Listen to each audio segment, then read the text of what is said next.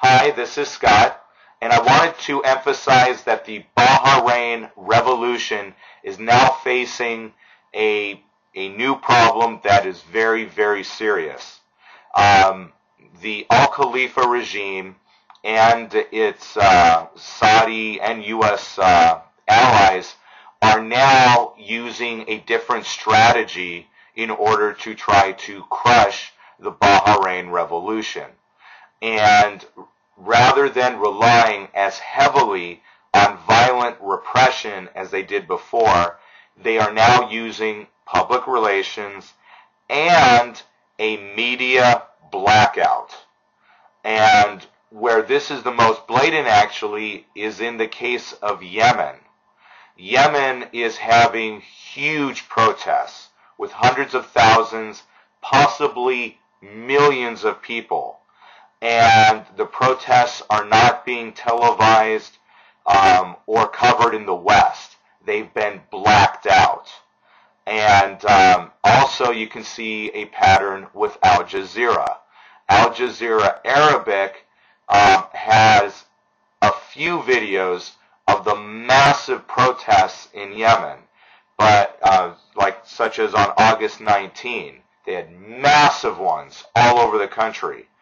But Al Jazeera English did not have a single video. So that's very, very serious. And the blackout, the level of the blackout, it depends. In the case of Yemen, their protests are so huge that they can't be absolutely blacked out in the Arabic news. So it's allowed to seep in a little into the Arabic news, but then completely blacked out in the English news and completely blacked out around the world. In the case of Bahrain, Bahrain has had very large protests recently. It had 80,000 people in SAR at the end of, I think that was either the end of July, early August. You had 30,000 people in Qanat, again, end of July, early August. And trying to get, and so these were large protests, but it was very, very hard getting them televised. So it's not just a matter of being in Bahrain's capital. It's also, are the protests being televised in the Arabic news? Are they being televised in the English news? And what I recommend is that Bahrainis may need to team up heavily with Yemenis in order to tackle this problem. Because at least with Yemen, their protests are so huge that the fact that these protests are not being televised on Al Jazeera English's YouTube channel and in the West is a scandal. I mean, these protests are gigantic. It would be like not airing the Egypt protests. And I'm actually, I've set up a YouTube channel. It's called Save Yemen 1. And I'm going to be looking at strategies at how can Yemen how can their huge protests get media attention in the West and around the world. So I think that we're Bahrain and Yemen.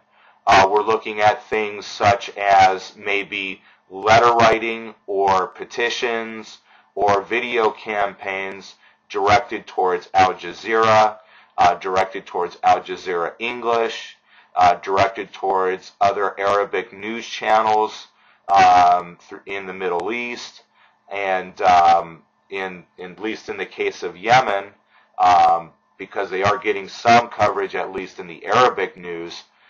Yemen also looking at breaking into the U.S. anti-war movement's radio stations, and from there maybe hopefully generating some anti-war protests for Yemen.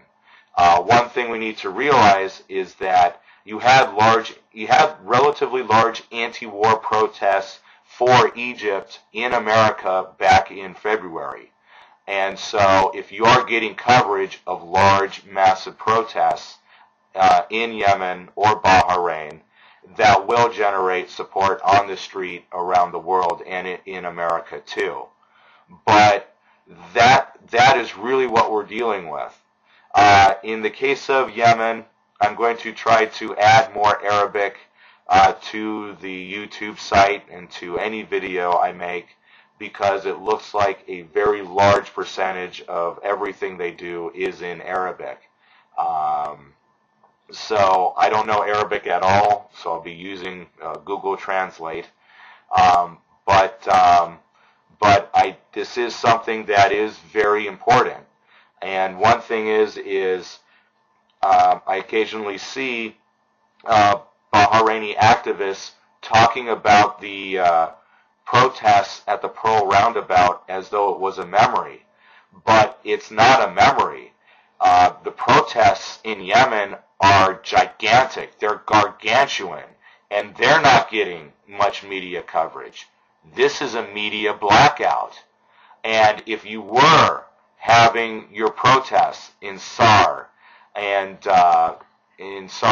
also in Corona, if those had gotten good television coverage, those probably would have grown right back again. So we're dealing, rather than with memories, we're dealing with new strategies and new tactics in a protest in a revolution that is as important as ever. Thanks a lot.